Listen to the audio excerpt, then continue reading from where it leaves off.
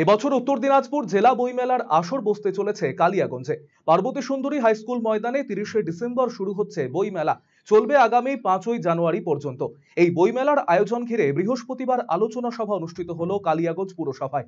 এই আলোচনা সভা শেষে পুরপ্রধান রামনিবাস সাহা জানিয়েছেন, এবারে জেলা বইমেলার আসর বসবে কালিয়াগঞ্জে। সুষ্ঠুভাবে এই বইমেলা আয়োজন করতে আগামী সোমবার কালিয়াগঞ্জের শিক্ষা অনুরাগী এবং সাংস্কৃতিক ব্যক্তিদের নিয়ে একটি সভা ডাকা হয়েছে।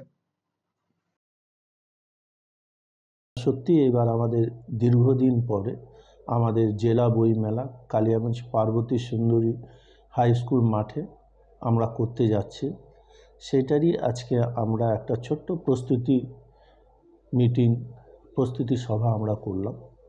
সে সভার সিদ্ধান্ত হলো আমাদের যে আগামী সোমবার আমরা একটা এই মিটিংটাকেই বড় ধরনের মিটিং করব। এর মধ্যে সর্বস্তরেরই মানুষ থাকবে, আর কিভাবে যাতে সাকসেসফুলভাবে আমরা এই মেলাটাকে সম্পন্ন করতে পারি, এইটা নিয়েই আমরা সোমবারে একটা প্রস্তুতি মিটিং আবার করব। 30 তারিখ থেকে নিয়ে 5 তারিখ অবধি বইমেলা আমাদের চলবে ডিসেম্বর মাসে। কি আশা করছেন বইমেলা কেমন সাফল্য লাভ করবে?